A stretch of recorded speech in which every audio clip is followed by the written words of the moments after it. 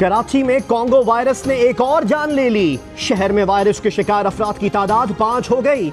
Virus Quetta में 11 और पंजाब में 2 अफराद को शिकार कर चुका है। ईद कुर्बान नजदीक, मवेशी मंडियों में जानवरों के मुआयने के इंतजामात गैर तसल्ली बख्श।